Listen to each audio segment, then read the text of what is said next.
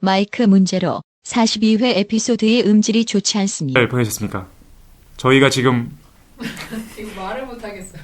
말하십시오. 저희가 지금 몇 시냐면은 밤 10시가 됐어요, 그죠? 시간이 너무 안 맞아가지고 요번에도 빵꾸를 낼 뻔했는데 도저히 빵꾸 낼 순 없다. 순위가 더 떨어진다. 순위가 낮은 걸 원하긴 했었는데 이 정도는 아니었어. 진짜? 그래서 이제 너무 좋은데. 아 정말? 그래서 이제 매주 해야 되겠다라는 생각이 들어가지고 저희 약속하지 않았습니까? 그래서 저희가 방을 하나 구했습니다. 그래서 여인숙 같은 데를 하나 구해가지고 지금 4명이 모여 있어요. 마이크 2개 설치해가지고 아저씨가 이상하게 생각했을 것 같은데 밤늦게 고생 많으십니다. 녹음 상태가 안 좋을 수도 있을 것 같은데 걱정되네요. 그죠? 녹음 상태가 이게 걱정되긴 하는데 혹시 이번 해 녹음 상태가 좀 안 좋아도 좀 이해 양해 부탁드리겠습니다. 일단 오늘은 자기소개하는 시간입니다. 저는 최 사장입니다. 신자유주의 그리고 미스터리에 관심이 많습니다. 저는 깡생입니다. 최 사장이 좋아하는 거를 다 반대합니다. 정말이지. 덕과 깨달음, 미와 선, 이런 거. 그러시군요. 이독실입니다. 독실입니다. 독실이고요. 커피와 과학의 독실한 이독실입니다. 커피 반응이 너무 좋아요, 그죠? 깜짝 놀랐어요. 네. 그러니까. 진짜 너무 다행이에요. 허접하다고 생각했는데 아니야, 잘했어. 리플 폭발. 자주 가는 카페를 가봤는데 그리고 깨달았어요. 거기가 로스터리 카페라는 거를. 그래서 막 써있는 거야. 독실이가 했던 얘기가 막 써있는 거예요. 케냐 AA 이런 게. 그래서 깜놀했어요. 그렇군요. 예. 뭐 드셨습니까? 아메리카노. 인생 뭐 있습니까? 네. 안녕하세요. 김노인입니다. 김노인님. 관심 분야는 명사입니다. 그래서 너무 오랫동안 안 했는데 네. 그 20대 내내 그 명상과 도닦기에 여념이 없으셨던 김도희 그죠? 오늘 좀 분위기가 좀 심을 다운되고 있는데 뭔가 어플 시켜야 될 것 같습니다. 그래서 우리 광고 뭐 들은 거 있었나요? 네, 저 광고들이 몇 개가 좀 있었어요. 예. 일단 가죽지갑님께서 가죽 지갑이요? 네. 여드름은 흉터되기 전에 잘 관리해 주세요 하면서 여드름 제품 판매를 하고 계시대요. 그런데 아 진짜? 재밌는 게 필요한 분들께 적은 양이지만 사용해 보시라고 무료로 샘플을 먼저 보내주신다고 합니다. 필요하신 분들은 쪽지로 카페를 참조해 주셔서 신청해 주시면 이제 주신다고 하시고요. 15일 보름 정도 사용할 수 있는 무료 우편 발송을 해주신다니까 참고해 주시고 효과가 좋으면 또 한번 이렇게 후기도 남겨주시고 하면 좋을 것 같습니다. 그 약을 바르면 여드름이 다시 났다가 사라지는 건 아니죠? 좋다. 비누인 상업성 것 있다. 같아요. 지금 보니까 조그만 예쁜 비누인 것 같고요. 또 쬐지님께서 이거 저희가 이제 그 페이스북 같은 데 본 적이 있는데 수수료 없는 착한 배달 앱을 만드신 분이세요. 본 적이 있었었는데 요즘 이제 되게 많은 그 배달 앱들이 너무 많이 떼간다고 수수료를. 조기요. 조기요? 조기요. 조기요. 뭔지 알 것만 같아. 배달은 민족 뭐 이런 거. 그거 너무해, 그 수수료. 네, 그거 써봤어요 혹시? 저는 안 써봤습니다. 그 저도 안 수수료율이 30% 가까이 돼가지고. 진짜로? 네, 너무 세더라고요. 너무 세네. 그래서 저도 이제 기사 같은 걸 본 적이 있었는데 네. 서울대에 재학 중인 친구들이 학교 근처에 배달 음식점을 모아가지고 이제 학우들에게 보여주면 어떨까 하고 시작하게 된 그 분이 우리한테 광고를 올리셨어요. 유명한 분입니다. 샤달이라고 하는 앱을 광고해 주시면서 또 뭘 같이 하냐면 같은 대학 캠퍼스 다른 대학 캠퍼스에도 샤달 같은 앱을 만들어 드리려고 하고 계시대요. 그래서 혹시 필요하시면 연락해 주시면 뭐 이태원 지역의 앱이라든가 예. 뭐 이런 이슬람 것들이 상권에 좀 필요할 것 같기도 하고. 좀 뭐 가능할 수 있을 것 같아요. 돼지고기 사용하지 않는. 그게. 그 앱에 우리 지대너비야 광고도 좀 실으면 안 되나? 그러니까 같이 하시죠. 같이. 방송을 배달해. 그렇군요. 알겠습니다. 좋은 것 같습니다. 또 김군님께서 김군님이요. 예. 광고를 하나 해주셨는데 굉장히 긴 재밌다고 하면 좀 신뢰가 될 것 같은데 이게 좀 긴 읽기에 편안한 어떤 글들이 있어요. 한번 광고에서 여러분이 한번 읽어봐 주시면 좋겠고요. 결론적으로는 뭐냐면 뭔가를 수입해서 파시거든요. 그래요?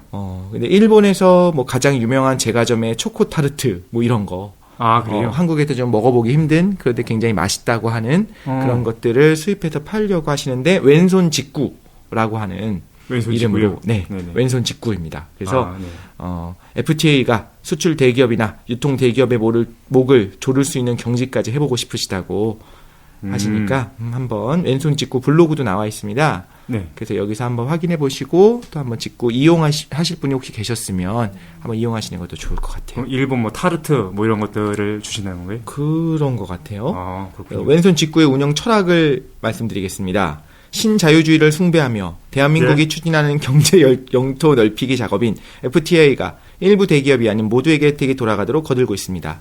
세상은 넓고 괜찮은 상품은 많습니다. 여러분의 선택을 거들겠습니다. 간혹 시련도 있겠지만 실패하지 않을 겁니다. 저는 여러분의 왼손입니다. 사랑해주세요. 사랑해주시면 섬섬옥수가 되어 든든한 글로벌 왼손이 되겠습니다. 왼손 직구가 하는 일은 오른손에게는 비밀로 해주세요. 그런데 이분이 우리 그 후쿠시마 편 방송은 안 들으신 거예요. 나도 그 얘기를 해야 되나 말아야 되나 해야 되나 말아야 되나. 아니 지금 안 그래도 덧글에 이런저런 얘기가 나오고 있어요. 애쉬님께서 네. 14회 여행지 추천 후쿠시마 편에서 먹는 부분에 있어서 보수적인 판단을 근데 김구님이 그래서 뉴크 프리 제품인 홋카이도 스위치부터 할까 합니다 하면서 이제 여러 가지 이야기들이 있어요. 한번 네. 참고해 보시면 재밌을 것 같습니다. 뭐 방사능이 꼭 몸에 나쁜 건 아니니까. 그렇죠. 소량의 방사능이 건강에 좋다는 연구도 있기 때문에 정말로? 네. 아주 극소량은 아, 예. 네, 알겠습니다. 그렇습니다. 사실 저도 광고 하나 있어가지고, 드디어 이제 이권 저번에 예약 판매 들어왔었는데, 이 방송 나가고서 한 1이틀 정도 있다가 이제 제대로 출간될 것 같습니다. 벌써요? 아, 네네. 그래서 이틀이 맞는 말인가요? 1이틀? 잘못 얘기해서 또 비판받겠다. 하루 이틀 정도 이랬습니다. 그래서 이거를 광고를 해달라고 출판사에서 자꾸만 압력이 들어와가지고 잠깐 광고하면 1, 2권이 어떻게 나눠져 있냐면은 1권하고 2권 둘 다 이제 세계에 대한 내용인데 1권은 이제 현실 세계에 대한 얘기입니다. 그리고 2권은 이제 현실 너머의 세계를 다루고 있어서 1권 같은 경우에는 이제 역사부터 시작했잖아요. 역사, 경제, 정치, 그다음에 사회, 윤리까지 현실적인 문제를 다뤘고 이제 2부에서 현실 너머의 문제, 진리 탐구에 대한 문제를 다뤘거든요. 그래서 그 철학, 과학, 예술, 종교, 신비 해서 5가지 분야를 다루고 있습니다. 사실은 이거 자락을 해야 되다 예약 판매인데 이미 대형 서점들 입문 분야 10위 안에 다 들어와 있어요. 이권이? 네, 예약 판매만. 대박이다. 그래서 실제로 출간되면 빵 터질 것 같다 라는 생각이 들어가지고 발가락으로 썼는데 이 정도라니. 아니야, 열심히 썼어. 발가락으로 썼다며. 아니, 발가락으로 열심히 썼습니다. 아, 그렇군요. 그래서 이거는 뭐 줘요? 이거는 전에 말씀드렸던 것처럼 머그컵들이니까 머그컵이 얼마 안 남았어요. 그래서 빨리 구입하시면 되겠습니다. 진짜 머그컵이요? 네, 머그컵인데 우리 지대너비안 마크가 딱 찍혀서 나가게 될 거예요. 우리 얼굴도요? 독실이 얼굴만 한데 안 돼! 이름만 이렇게 지대너비안 해가지고 나갈 거예요. 관심 부탁드립니다. 네, 그러면 광고는 아니고 AS 지난 방송 잠깐 얘기를 드리면요. 네네. 커피에 대해서 지난번에 할 때 사실 컨셉 자체를 선물로 잡았잖아요. 그래서 되게 좀 거창하게 하지 않고 편안하게 듣는 거였으면 좋겠다. 그냥 내 주관적으로 본 거다. 이렇게 해갖고 준비를 했기 때문에 역사라든가 커피의 역사라든가 뭐 이런 것들을 좀 세세하게 안 했어요. 뭐 어떤 그렇지. 네. 방식에 따른 맛의 차이라든가 뭐 온도를 몇 도를 지키려라든가 온도는 되게 중요하거든요. 근데 그런 것들을 너무 생략을 하다 보니까 많은 분들이 되게 재밌게 들어주신 분들이 있는 반면에 오히려 더 저보다 훨씬 더 커피를 사랑하시고 혹은 그쪽을 이제 너무 좋아한 나머지 업으로 하시는 분들이 볼 땐 좀 미흡했을 수 있을 것 같아요.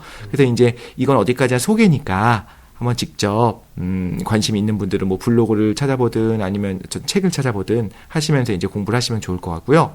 네. 꼭 하나를 얘기해야 되는 건 제가 잘못한 얘기한 부분이 있어가지고. 지난번이요? 네네. 네. 이것 좀 이제 논쟁이 좀 됐는데 카페 안에서도 질문도 많이 올랐고 바디감에 대해서. 바디감. 네. 제가 이제 바디가 강한 거를 설명하기가 너무 힘든 거예요. 진한 건데 그게 농도를 의미하는 건 아니고. 독실이 바디가 강하잖아요. 무슨 말이에요? 예. 그러네. 그래서 중량감이라고도 할 수 있다니까 정말 바디가 강한 게 맞네요. 그 제가 어떻게 얘기를 했었냐면 삼킨 다음에도 입안에 그 느낌이 남아있다라고 얘기를 했었었는데 일반적으로 바디가 강한 커피를 마시면 이게 그 향이랑 다르게 맛이랑 다르게 뭐가 남아있는 건 맞는데 일반적으로는 그런 거지만 정의 자체가 바디가 이렇게 되는 건 아니거든요. 그래서 많은 분들이 지적을 해주셨고 좀 정정을 해드리면 바디감은 중량감, 밀도감, 볼륨, 무게감, 볼륨. 질감, 이런 식으로 이해하시면 될 것 같아요. 그래서 이제 저도 그때 궁금해갖고 검색을 해보니까 바디감은 그냥 느끼는 거거든요, 사실. 네. 근데 그게 궁금해갖고 오늘 찾아봤는데 이제 바디감이 뭔지 모르시는 분이 많은데 하면서 이렇게 설명되어 있는 블로그가 많더라고요. 아, 그 중에 그래요? 하나가 물을 마셨을 때랑 우유를 마셨을 때 둘 다 이제 뭐 단맛도 없고 쓴맛도 없잖아요. 네. 그런 맛은 없잖아요. 근데 우유를 마시게 되면 뭔가 꽉 찬 느낌을 받잖아요. 그렇죠. 그래서 예. 그 뭐 우유의 느낌을 바디감이 뭐 100%인 상태다 뭐 이렇게 이해하면 좋다라고 하는 사람들이 있다고 하더라고요. 하는 분들이. 네. 근데 바디감이라는 거는 그냥 느끼는 게 맞는 것 같아요. 바디가 강한 커피와 약한 커피를 같이 마셔보시면 이건 뭔가 다르다는 걸 느끼실 거고 하면서 느꼈는데 이 담백하다라는 우리말이 있잖아요. 예. 혹은 뭐 시원하다는 거. 그거랑 좀 비슷하게 정의 내리기 힘든 맛인 것 같아요. 그렇네. 시원하다가 정의 내리기 어렵구나. 근데 맛이라는 게 뭐지? 정의 내리기 힘들지 뭐지? 그렇기는 한데 담백하다는 거는 어디든 막 다 들어가잖아요. 고기도 담백하고 찌개도 담백하고. 그러니까. 어쨌든 담백한 알겠습니다. 게 뭐지? 변명하시는 거죠. 어. 바디감 오케이. 네. 그리고 오프 모임 한번 하시죠. 예, 그거 바디감 오프 모임. 저는 커피 오프를 생각해 본다고 했을 때 많은 분들이 호응해 주시지 않는데 아무도 호응이 없어가지고 아니 뭐 올려야지 뭘 호응을 하지. 다행이다 생각하고 있습니다. 올려주십시오. 팁으로 하나를 더 드리자면 네. 온도를 너무 말씀 안 드린 것 같아요. 그래서 온도는 좀 중요한 것 같고 한 분이 질문해 주셨는데 일반적으로 뜨거운 물로 너무 뜨거운 팔팔 끓는 물로 내리게 되면 좀 떫은 맛, 쓴맛이 많이 나오게 되고 네. 물이 많이 식게 되면 신맛이 좀 강해집니다. 커피를 내릴 때. 네네. 근데 이거는 오히려 커피보다 핸드드립 하는 분이 많지 않으니까 녹차를 맛있게 우리는 법이라고 설명을 드릴게요. 예. 이건 되게 기본적인 거라고 생각했는데 한 번씩 제가 이제 맛있는 그러니까 녹차를 받을 때 뜨거운 물 넣지 않거든요. 그러니까 팔팔 끓는 물을 넣으면 안 되거든요. 그래? 왜? 네. 그러니까 맛이 없어요, 그러면. 그래? 혹시 언제나 녹차를 티백 녹차 말씀을 드리는 건데 그걸 마실 때 항상 끓는 물을 넣으셨던 분들은 한번 제가 말씀드리는 것처럼 한 70도 정도로 상당히 식힌 시키는 거거든요. 70도면 그 다음에 한번 우려내 보시면 아니 티백 녹차가 이렇게 맛있다냐고 깜짝 놀라실 겁니다. 온도는 그래요? 굉장히 중요해요. 70도? 네, 70도에서 80도. 70도를 어떻게 알지? 고급 녹차의 경우에는 한 65도, 60도 이 정도까지 내려가고. 정말요? 알겠습니다. 70도를 어떻게 하냐면 손을 넣어서 대면 안 적절하다. 되면 70도고 그래요? 저는 온도계가 있어요. 온도계가 사실 제일 좋은 것 같고 그게 아니면 몇 번 경험으로 알 수 있어요. 정말 그렇게 분해서 먹어요. 다행이야. 머그컵을 놔두고 왔다 갔다를 한 뭐 예를 들면 한 5번 정도 하게 되면은 대략 80도 정도 되더라 이런 것들을 경험으로 체득해도 되고요. 그냥 티백 입에다 물고 뜨거운 물 먹어. 오늘 마지막 선물이죠. 첫 번째 선물이 우리 김도인의 깨달음 선물. 두 번째 선물이 깡 선생의 뭐였죠? 종교. 종교에 대한 거 하셨고, 그다음에 세 번째가 커피 선물이었고, 네 번째를 이제 미술사를 준비했습니다. 미술을 해달라는 분들이 꽤 많았어요. 게시판에서도. 네. 이거 진짜 조심해야 될 것 같은데 미술 전공하신 분들 많잖아요. 좋댔어요, 그래서. 미술사를 준비하는데 제가 첫 번째 말 꺼냈잖아요. 미술사 하겠다. 그리고 나서 이거를 준비를 하는데 이건 아니다 싶은 거예요. 맞아. 팟캐스트로 이거를 예술사를 할 수 있나 생각이 들어가지고 그래서 지금 열악한 분위기에서 상대성 이론도 안 돼. 그러나 그림을 모르고도 들을 수 있어요? 그림 얘기를 최대한 안 하려고요. 그림 얘기 없는 미술사를 한번. 오, 재밌네. 근데 언급은 할 것 같아요. 이름은 언급을 할 것 같은데 그래서 미술사를 한번 진행해 보겠습니다. 그래서 궁금했어. 혹시 다른 팟캐스트나 라디오 방송에서 미술사를 한 적이 있나? 그랬더니 영상으로 된 건 있는데 음성으로 된 거는 없어요. 그냥 불가능하기 때문이겠지. 그림이 없으니까. 그림 없는 미술사. 좋다. 해보도록 하겠습니다. 그래서 미술사를 음악 없는 음악사. 그러니까 그 정도 해줘야죠. 수학 없는 수학. 걱정됩니다. 그래서 미술사를 준비했는데 본격적으로 시작하면 최 사장의 선물 미술을 감상하는 방법. 그래서 미술사를 좀 준비했습니다. 효과가 뭐냐면은 미술관 가서 부끄럽지 않을 수 있는 정도를 선물해드리겠습니다. 진짜요? 대박인데? 근데 이게 미술 같은 경우에는 좀 편차가 큰 것 같아요. 어떤 분들은 미술에 대해서 너무 잘 아시는 분들 같은 경우에는 너무 쉬울 거야. 그 뻔한 얘기를 좀 할 거거든요. 그래서 미술을 좀 내 관심 있다 하시는 분들은 안 들으시는 것도 괜찮진 않습니다. 한번 들어보세요. 알겠죠? 그리고 미술에 대해서 이제 전무하신 분들 같은 경우에는 반대로 또 좀 복잡할 수도 있어. 그래가지고 적절한 선에서 한번 진행해 보도록 하겠습니다. 이거 좀 진행하기 전에 어떻게 진행할 거냐면은 일단 미술이 어떤 것이 좋은지에 대한 얘기를 좀 할 거예요. 예술과 미술 중에서 어떤 게 좋은 미술이고 어떤 게 좋은 예술인가 얘기를 우리 같이 좀 토론해 봤으면 좋겠고 이어가지고 미술사를 진행할 건데 미술사를 이제 고대 미술부터 이제 근대 미술까지를 좀 정리하고 그다음에 현대 미술이랑 오늘날의 미술. 사실은 오늘날의 미술이 문제야. 오늘날 미술 전시회 가면은 뭘 하는지 모르겠잖아요. 도대체 왜 예술이 그 모양이 되는가? 뭐 이상한 거 시키잖아. 막 서 있어라, 만져봐라, 막 그런 거. 안 가봤다? 다 안 가보시군요. 저 가봤어요. 그때 미술 정모 한 번 했었잖아요. 그것도 그죠? 현대 미술이 도대체 뭘 얘기하는지 알 수가 없어. 그래서 아주 단순하게 현대 미술을 어떻게 봐야 되는가, 왜 현대 미술이 그 모양이 되는가를 설명해 드리겠습니다. 그렇죠? 그래서 그럼 현대 미술 전공하시는 분들한테 걱정된다. 지금 현대미술 비판하려고 아니야. 내 직업 까는 거냐? 아닙니다. 현대 미술이 얼마나 위대한 것인가에 대해서 한번 네가 모르니까 그렇지. 아는 만큼 보이는 거야. 어쨌든 사실 이거 2권에 좀 자세히 나와 있는 내용인데 떼어왔어요. 그래서 좀 먼저 한번 질문 드려보면 세 분은 이제 어떤 미술가를 좋아하시나요? 화가 중에 누구 좋아해? 화가나 조각가 누구 좋아합니까? 조각가. 준비 안 돼 있지. 이럴 줄 알고 안 모르게 한 명씩 얘기해 봅시다. 누구 좋아하세요?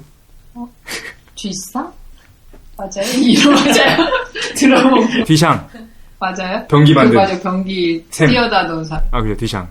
본 적 있는 것 같아요, 그거. 뒤샹 거를? 어디서? 화장실에서?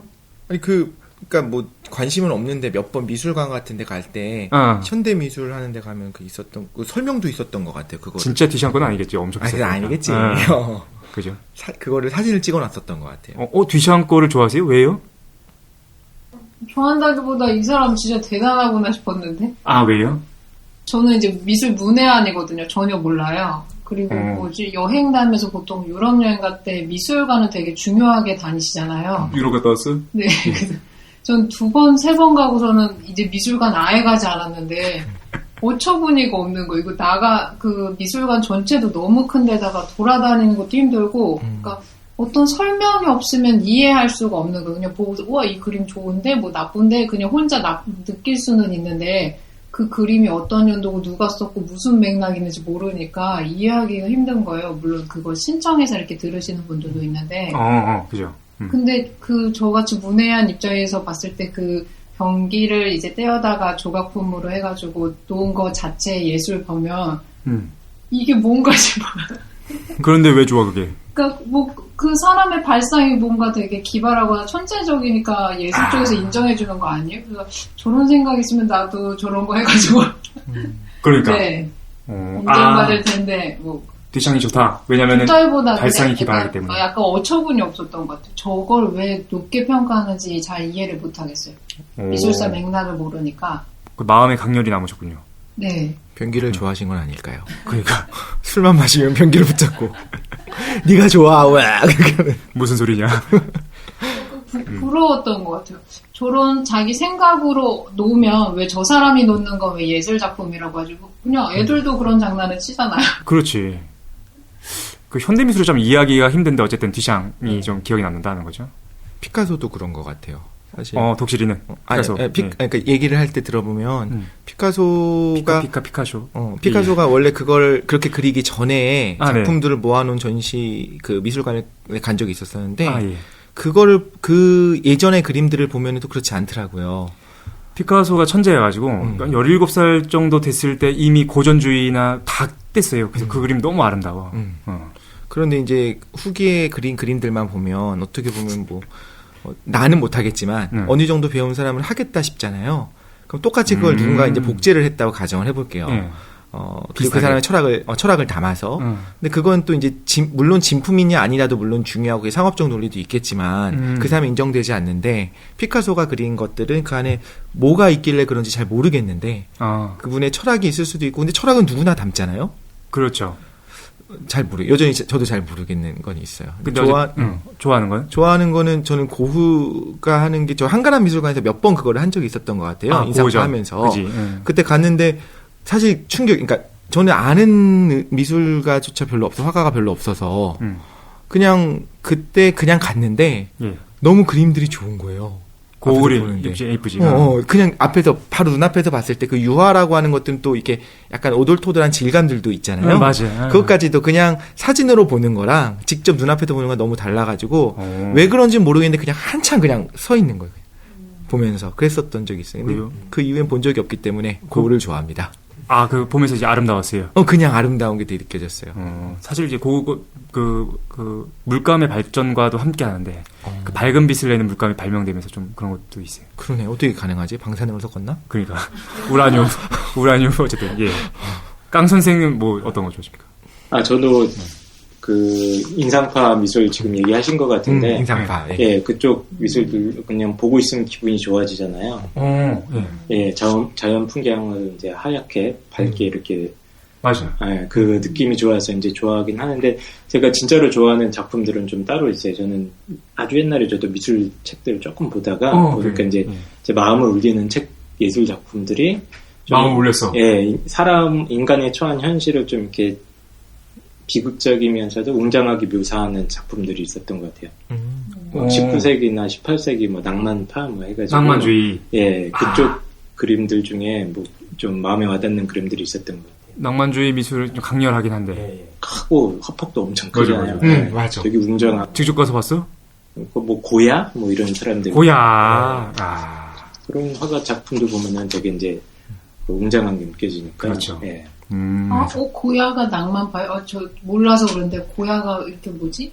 그리스 괴물 그린 사람. 네. 그 사람이 낭만파요? 그럴 수밖에 없을 것 같은데? 잘 몰라요. 근데 이제 우리 그걸 이제 구분할 거야. 그러니까 미술 같은 게 일단 구분하는 거는 조금 이따 아주 간단하게 알려드릴 겁니다. 10분 정도만 들으면은 10분도 아니야. 한 5분만 들으면. 좋아하는 미술가 생각났어요. 그래요? 바바주시. 맞아. 저 어렸을 때 이건 뺀 거 같아. 진짜 참 너무 쉽죠? 좋아했어요. 매일매일 쉽죠? 그거 앉아가지고 그러니까. 집에서 동생이랑 둘이 앉아가지고 멍하니 보다 보면 어느새 작품이 되어 있는. 그러니까. 우리가 이 수준이었군요. 수준을 팍 낮춰서 하겠습니다. 마음 편하게 해도 되겠다. 이 자식들 장난 아니구만, 이거. 지금 그 수준 낮은 인상 거예요? 바바조시 무시했어.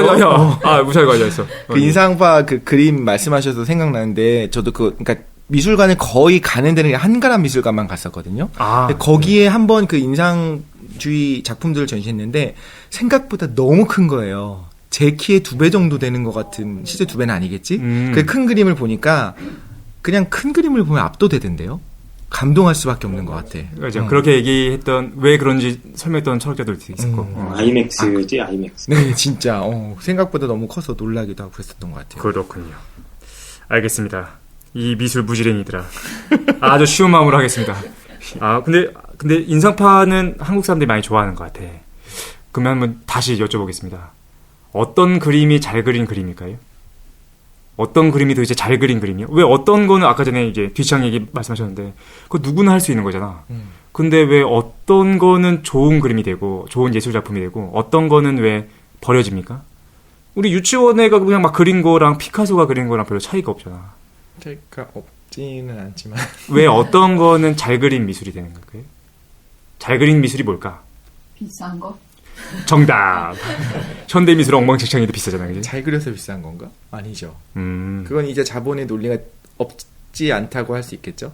그렇죠. 자본의 논리 때문인 건데, 그지? 뭐 점 하나 찍고서 10억 이렇게 또 가능한 거 보면. 맞아요. 최근에도 있었던 것 같은데. 저는 미술은 잘 모르는데 사진은 좀 관심이 있어가지고 예. 사진전은 좀 몇 번 갔었었고 좀 하거든요. 근데 미술보다 접근하기가 사진이 쉽잖아요. 예를 들면 그렇지. 뭐 2014년에 사진들 뭐 한 20장 정도 좀 보다 보면 막 마음이 움직이고. 그래서 저는 이제 그 질문에 좋은 사진이 뭐냐라고 이제 지금 생각을 해봤거든요. 그렇죠. 예. 그게 사람의 마음을 움직이는 것 같아요. 근데 그 움직이는 건 여러 가지가 있을 수 있는데 네. 아름다운 자연을 찍을 수도 있을 것이고 또 보통 이제 보도 사진 같은 경우에는 이제 고발을 하는 사진들도 많이 있을 것이고 그렇죠. 뭐 되게 사진 쪽에서는 유명한 브레송 같은 경우에는 이제 결정적 순간을 이야기하면서 뭔가 그 피사체에서 나타나는 특징들이 확 드러나는 순간을 그렇게 얘기를 하잖아요. 네네. 근데 이게 다 카테고리는 다른 것 같아요. 어떤 경우에는 되게 좋은 쪽으로 평안함을 주는 감동이 있을 것이고, 어떤 쪽으로는 분노를 일으킬 수 있는 사진도 있을 것이고. 그렇죠. 근데 그렇게 마음을 움직이는 게 좋은 사진이라고 생각했기 때문에 그림도 그런 게 아닐까 싶은데요. 마음을 움직이는 거. 마음을 움직이는. 그렇군요. 왠지 모르겠는데 넋을 잃고 바라보게 만드는. 근데 현대 미술을 보면 마음이 움직여요. 점 하나 찍어 있고 막 붓 막 갈겨 넣는데 막 뒷장 샘을 보면은 그 변기를 보면 마음이 움직이시는 거예요? 그거 모르겠어요. 솔직히 저는 모르겠어요. 나 얘기했던 비판 받을 것 같아요. 아니 근데 그냥 물어본 거니까. 그렇군요. 일단 이거 실제로 그림을 보면 좀 좋은데 일단 정리해 보겠습니다. 그래서 우리 사람들이 이제 각자 좋아하는 예술들이 있는데 우리가 이렇게 볼 수 있어요. 작품에 대한 비평을 할 수가 있고, 그러니까 두 가지를 분리해야 돼. 작품과 그다음 예술 두 가지를 분리해야 될 것 같아요. 미술과 작품인 거죠. 예술 철학에 대해서 이제 정리했던 사람들이 몇 명 있는데 그 중에서 이제 너무 어려워 예술 철학이. 그래서 두 가지가 있죠. 예술 철학이라는 게 있고 미학이라는 게 있는데 일반적으로는 동일한 어휘로 쓰입니다. 근데 이제 전문적으로 하시는 분들은 예술 철학이 조금 더 큰 개념이고 예술 철학 안에 미학이 있다라고 얘기하는데 미학은 정말로 아름다움에 대해서 다루는 거예요. 그런데 미학 같은 경우에는 이제 아름다움만 다루다 보니까 현대미술이 아름답지가 않은 거야. 그래서 현대미술까지 포함하려고 예술 철학 전체로 좀 넓어진 면이 없지 않아 있거든요. 그런데 이제 예술 철학에 있어서 좀 대표적인 인물이 여러 명이 있어요. 뭐 니체도 그거에 대한 얘기를 좀 했고 하이데거 같은 경우에도 그 얘기를 하는데 하이데거는 두 가지를 분류합니다. 그러니까 하이데거 철학 자체가 어떻게 하냐면은 존재자와 존재를 분류하는 데서부터 시작해요. 그러니까 그 두 가지를 좀 분류하는 거야. 너무 어렵게 시작했어. 큰일 났네. 야, 이거 하이데거 하면 안 되겠다. 근데 쉽게 얘기하면 이거예요. 하이데거는 이제 존재와 존재자를 분류하는데 이렇게 얘기하는 거야. 모든 사람들은 존재자한테만 관심이 있다는 거예요. 사과가 뭐냐, 물병이 뭐냐, 마이크가 왜 움직이지? 그러니까 개별적인 존재자들한테만 관심이 있고 사과가 있다라고 했을 때 그 있는 것에 대해서 관심이 없다는 거야. 존재자와 존재자가 존재하고 있는 그 존재, 그걸 구분하지 못했다라고 얘기하거든요. 자, 그럼 우리 하이데거 한 적 있어요? 없어요. 그치? 괜히 하이데거 얘기했거든요. 존재랑 존재자 정의야. 그게 땡이에요? 그렇죠. 근데 이 얘기를 왜 했냐면은 그 철학을 하이데거가 좀 연결시켜서 예술과 작품을 좀 분리해. 그러니까 그 얘기를 하고 싶어가지고 우리도 예술에 대해서 좀 얘기를 할 때 예술이 발현되는 그 예술 작품과 그 작품을 비평할 수도 있겠지. 그리고 그 작품들이 왜 예술인가를 설명할 수 있는 그 예술 자체를 좀 구분할 수는 있어야 될 것 같아요. 그냥 그림을 그림으로 바로 설명하도록 하겠습니다. 야, 오늘따라 밤이 너무 늦어가지고 정신없네. 그림을 바로 넘어가죠. 좀 설명드리겠습니다. 실용적인 측면에서 제가 그냥 미술 전체를 아주 단순하게 구분해 드릴게요. 미술은 세 가지밖에 없어. 근데 예를 한번 들어봅시다.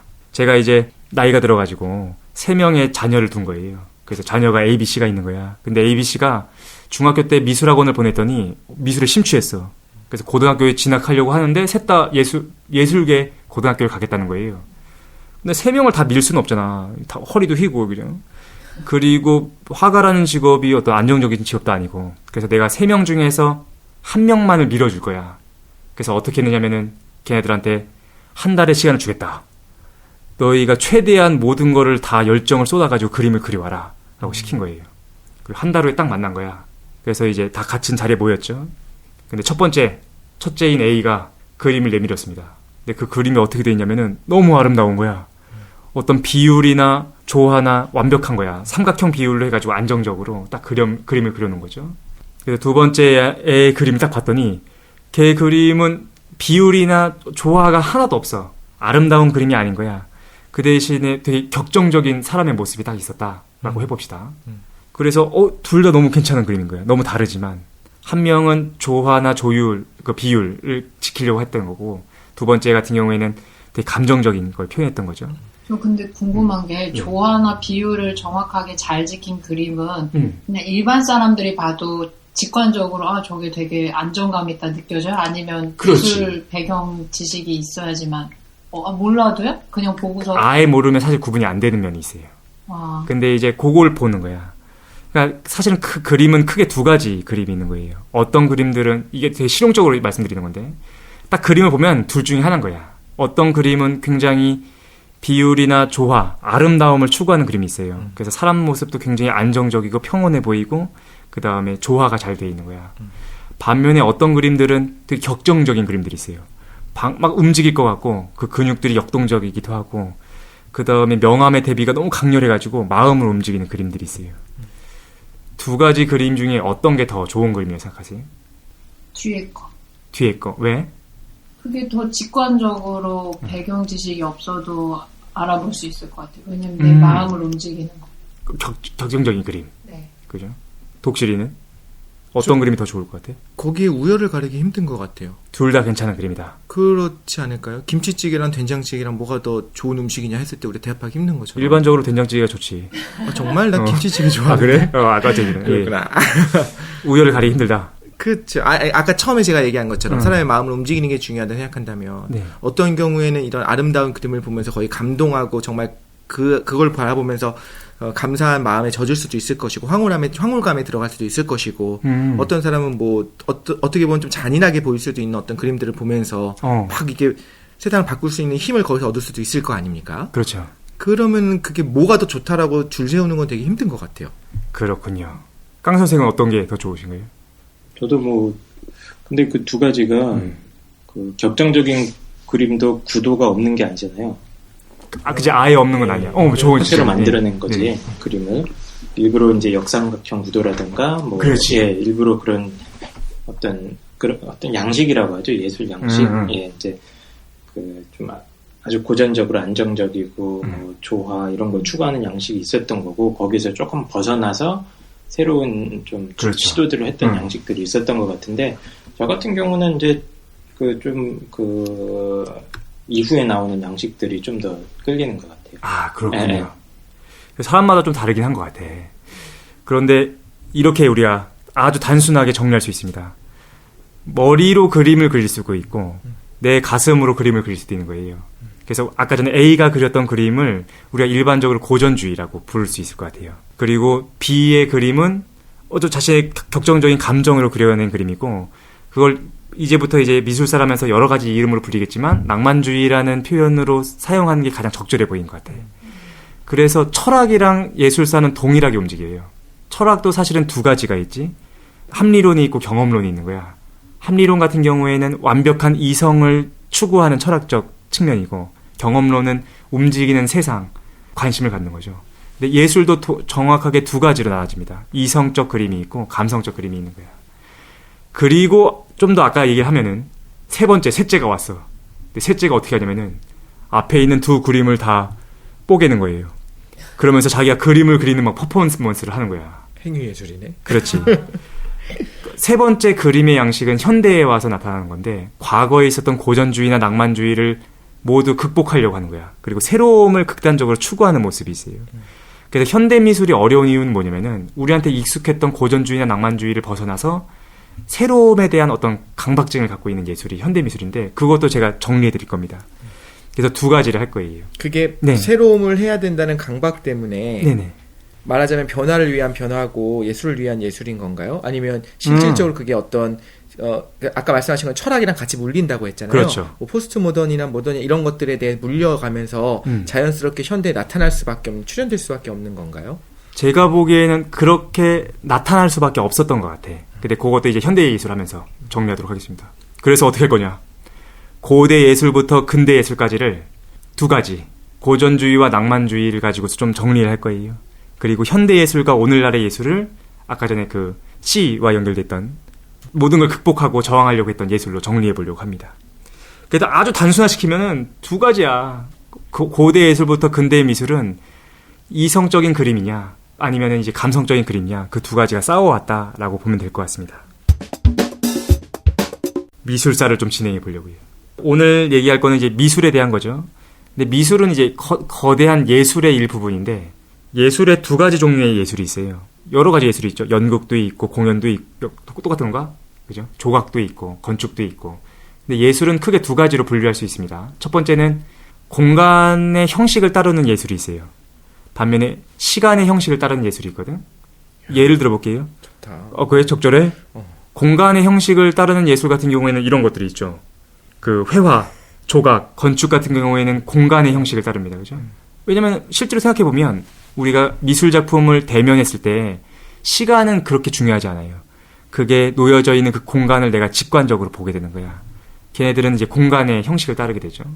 시간의 형식을 따르는 예술들이 있어. 대표적으로 음악, 무용, 문학 같은 경우에는 시간의 형식을 따릅니다. 그러니까 음악은 내가 1, 2초 들은 다음에 이해할 수는 없는 거야. 시간이 있어야지만 이해할 수 있는 장르가 되죠. 오늘 얘기할 미술사는 당연히 공간의 형식을 따르는 미술에 속합니다. 예술에 속합니다. 시공간을 통합하고 싶어 죽겠네요. 통합하는 애들이 있지, 그지? 뮤지컬 같은 거. 그렇지. 그런 거는 이제 통합된 영화 같은 경우. 나중에 나타나게 되는. 종합예술 같은 경우. 그런 거죠. 그래서 미술사는 공간의 형식을 따르는 예술 중에서 회화랑 건축만 좀 다뤄보려고 합니다. 일단 너무 지루하지 않게 원시예술 같은 거 하지 맙시다. 시대를 어떻게 나눌 거냐면요. 일반적으로 우리 시대를 나눌 때 역사 발전의 5단계에 따라서 시대를 나누죠. 원시, 고대, 중세, 근대, 현대가 일반적으로 모든 학문에서 시대를 구분하는 기준이 되는데 서양 애들이요. 서양 애들이 그죠? 근데 이제 예술사 같은 경우에는 조금 더 좀 자잘하게 좀 나눌 필요가 있을 것 같아요.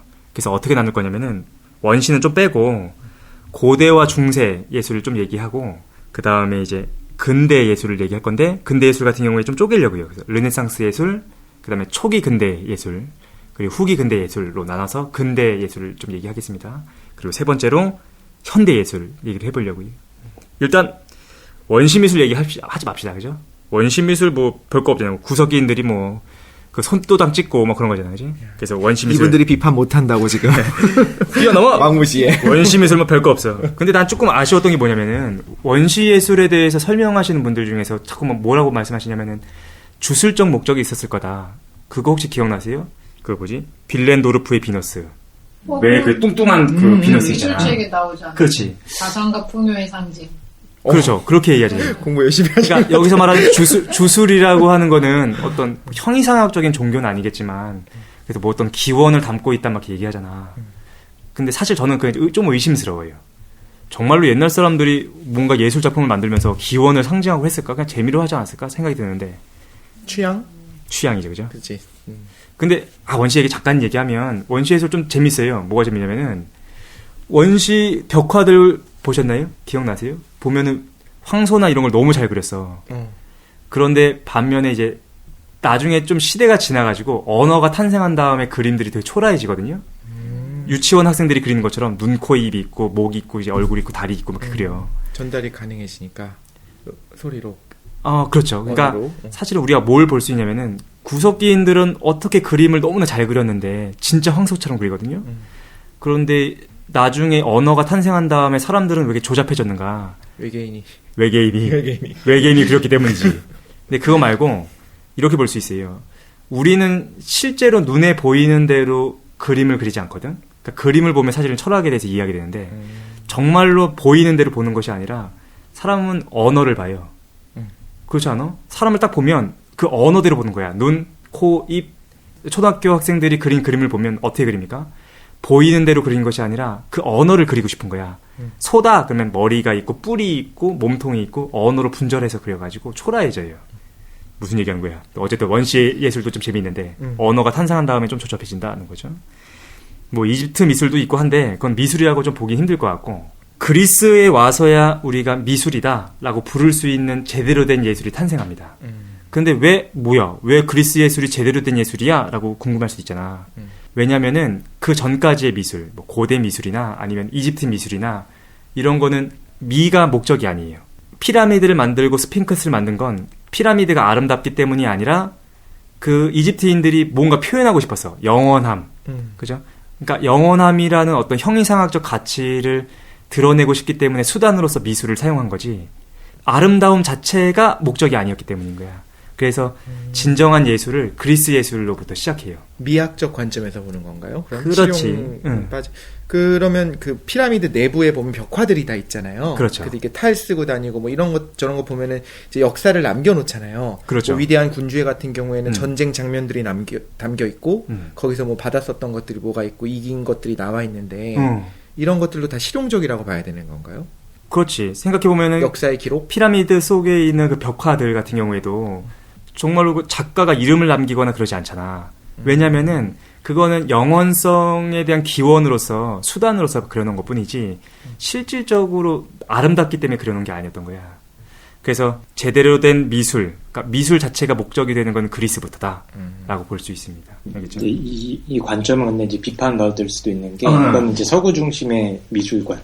그러니까 아름다움 자체를 추구하는 것만이 어떤 실용적인 목적에서 상관없이 그 아름다움 자체를 추구하는 것만 미술이다 하는 관점이 한 20세기 초반까지는 거의 지배적인 입장이었기 때문에 그 입장에서 이제 미술사를 보면 그렇게 되는 거겠죠.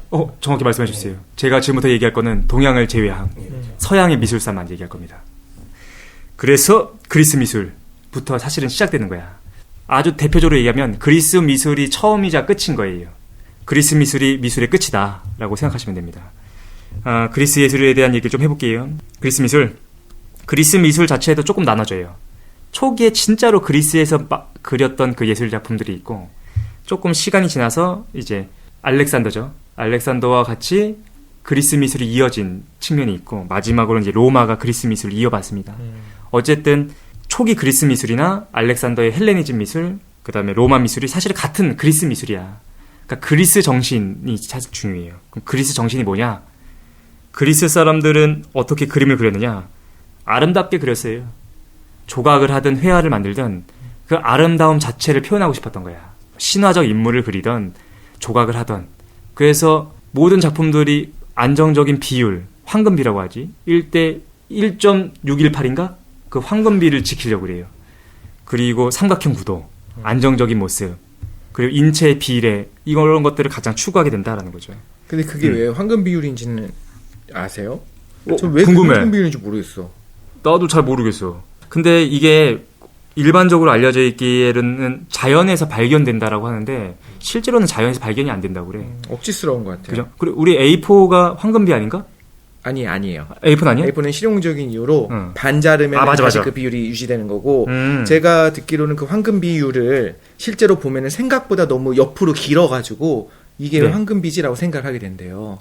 사실 맞아요. 우리가 볼 때는 A4가 너무 익숙하기 때문에 이 A4를 봤을 때 이게 비율이 안정적이라고 생각하는데 그렇다고 하는데 피보나치 수열이라는 수열이 있는데 수학에서 그 극한으로 보냈을 때 나타나는 게 황금비거든요. 그래서 그거를 이제 재미있는 걸로 막 이렇게 얘기를 하긴 하는데 근데 여전히 그런 이론을 생각하지 말고 황금비로 된 사각형을 딱 보면 왜 이게 황금비라는 이름까지 붙을 정도로 뭐 안정적으로 보인다는데 오히려 좀 블로그라든가 어떤 그런 책을 보면서 이건 안정적인 거야라고 주입하는 느낌인 거예요. 맞아. 그런 면이 있어요. 제가 좀 짧아서 그런지 모르겠는데 잘 모르겠더라고요. 그래서 황금비에 대해서 비판도 좀 있는 것 같아. 근데 어쨌든 애플 로고도 황금비 아닌가? 그랬던 것 같은데. 그게 그렇게 얘기는 또 아니라는 얘기도 있고 하더라고요.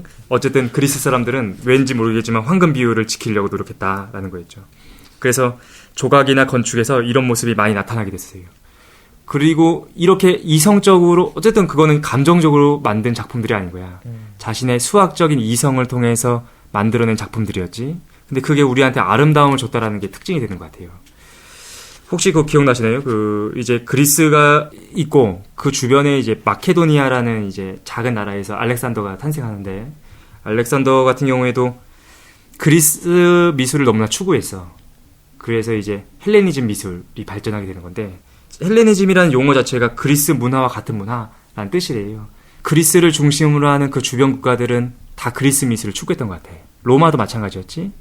알렉산더의 그 대제국이 망하고 나서 신생 국가였던 로마가 탄생하고 나서 로마도 그렇게 그리워하던 그리스 미술을 수용하게 되는 거죠. 그래서 그리스 미술이 대표적인 미술이 됩니다. 미학에서는 이걸 뭐라 부르냐면은 이 그리스 미술, 그리스 정신을 미의 대이론이라고 부른대요. 그래서 미술에서는 이게 기본이야, 기준이야. 왜 자꾸만 이걸 반복하냐면은 모든 예술가들, 뒤에 나오는 예술가들이 이 예술로 회귀하고자 해요. 그래서 뒤에 나오게 된 고전주의나 르네상스 미술, 이런 애들은 자꾸만 여기로 돌아가려고 하는 애들입니다. 그래서 이 그리스 미술이라는 이 맥이 중요하다라는 거죠. 그러니까 그리스 예술 작품 혹시 생각날지는 모르시겠는데 예, 다 원빈처럼 생겼죠? 맞아요. 잘생기고 완벽하게 생겼잖아요.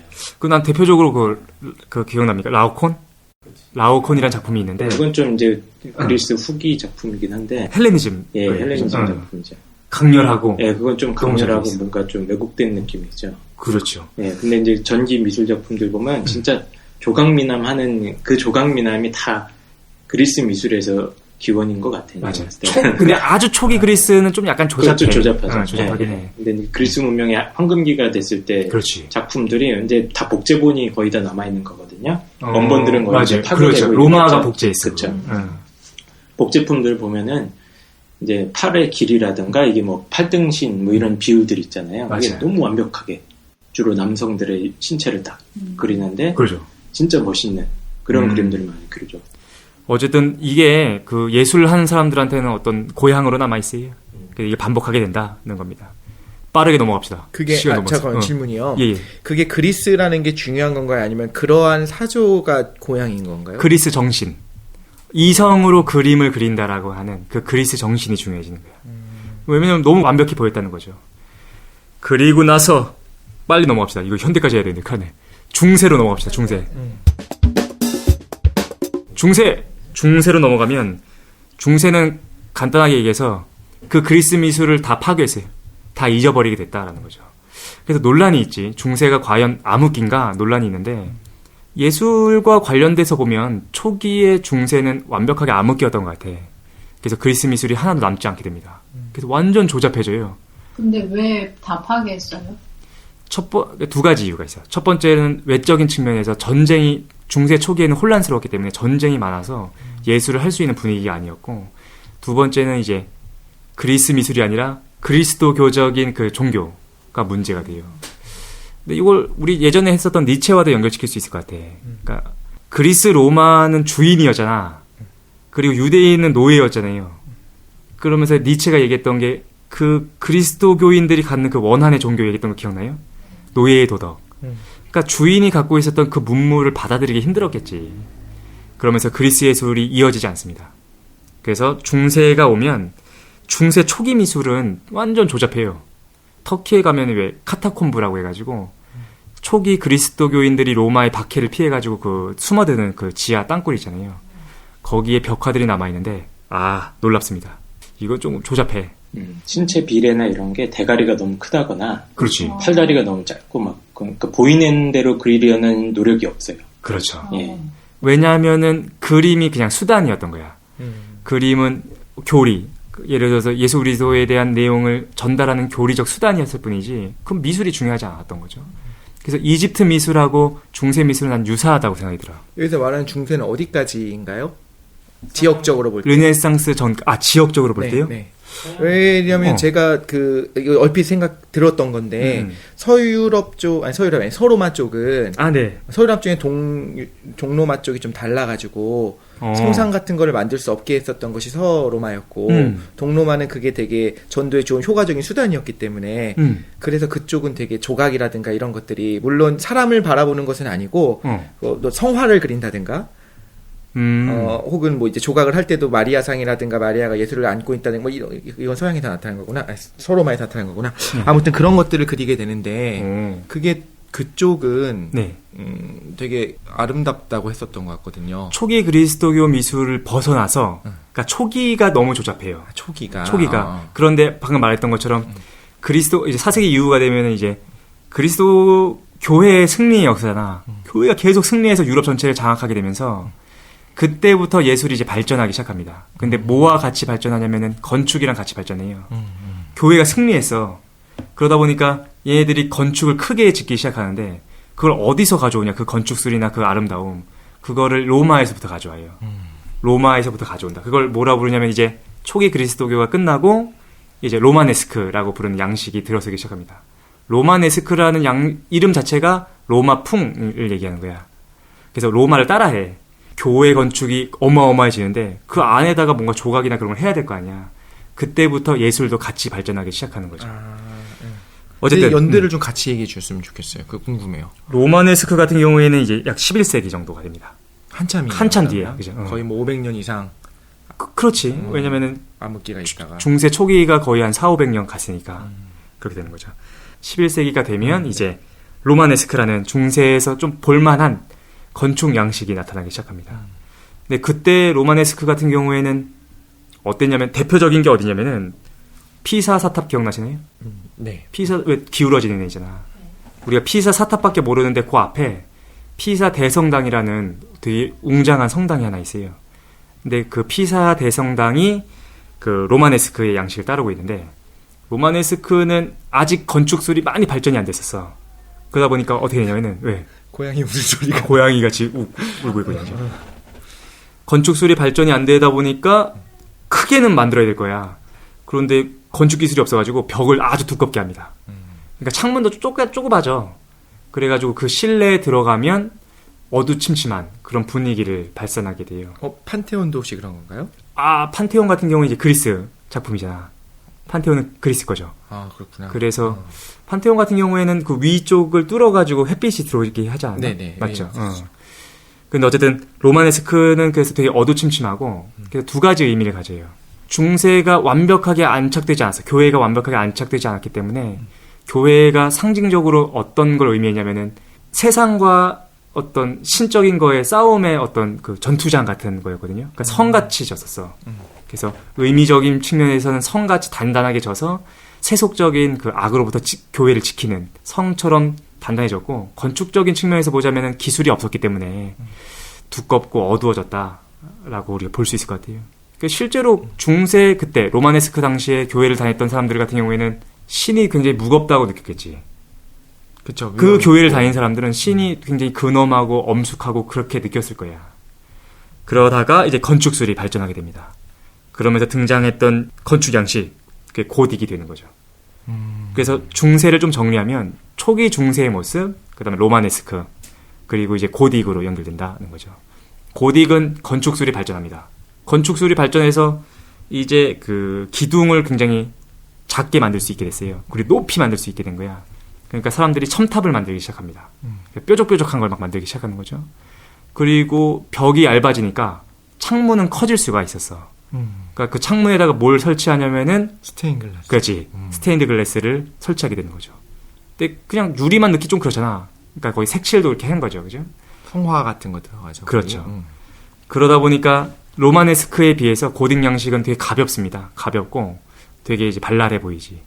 그리고 그 안으로 들어가면 어떠냐면은 황홀하죠. 그렇죠. 창문에서부터 들어오는 그 빛 때문에 황홀한 빛이 되는 거죠. 그래서 아마 고딕 양식이 있었을 때 교회를 다닌 사람이라고 한다면 신을 어떻게 생각했을 거냐면은 어떤 영광스러운 존재, 찬양받아야 될 존재로 느꼈을 거야. 그죠? 어쨌든 중세 미술이 건축과 함께 이렇게 진행되게 됩니다. 근데 제가 네. 들었을 때는 로마도 네. 생각보다 우리가 생각하는 것보다 미술, 음악 이쪽에 관심 거의 없었고 굉장히 실용적인 애들이라서 예. 건축에만 토목공사, 건축 이쪽에만 되게 중요하게 여겼다고 했었던 것 같거든요. 아까 말씀하실 때는 근데 이제 실제로 로마 시대 때 이제 귀족들이 살던 데들을 보면은 벽화나 그런 데가 그리스 미술을 따라하려고 노력을 많이 해요. 근데 우리가 생각했던 그 그리스 미술하고 좀 달랐던 것 같아. 내가 생각해도.